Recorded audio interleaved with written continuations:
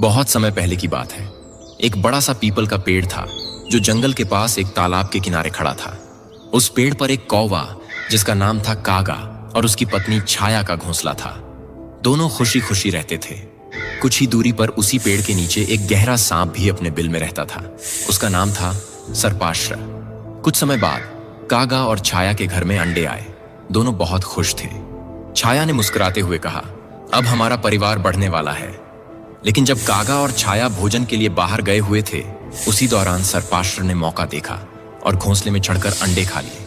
जब वे लौटे, उन्होंने देखा घोंसला खाली था। उनकी आंखों में आंसू भर आए। कागा को बहुत गुस्सा आया।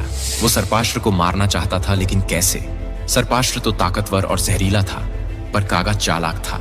और तभी कागा ने बदला लेने के लिए एक योजना बनाई। अगली सुबह कागा उड़कर राजमहल की ओर चला गया। राजा की रानी नदी किनारे स्नान कर रही थी और पास में ही उसका गहनों का डिब्बा रखा था। कागा चुपचाप वहां उतरा और उस डिब्बे से एक कीमती हार चुराकर उड़ गया। वो सीधा सर्पाश्र के बिल के पास जाकर हार को गिरा आया। राजमहल के सिपाही हार की तलाश में कागा का पीछा करते हुए वहां पहुंचे। जैसे ही एक सिपाही ने हार उठाया, बिल से सर्पाश्र निकलकर फुफकारने लगा। सिपाहियों ने डंडों से उसे मार डाला और हार वापस ले गए। अब कागा और छाया निर्भय हो चुके थे। कुछ समय बाद उन्होंने फिर से अंडे दिए और इस बार उनके बच्चे सुरक्षित निकल आए। वो हंसते, खेलते और चहचहाते थे और कागा के घोंसले में फिर से संगीत और जीवन लौट आया।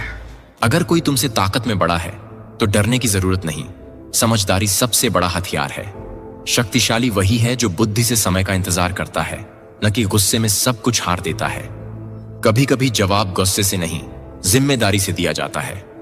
और जब समय सही हो तो सबसे चालाक ही सबसे बड़ा विजेता बनता है।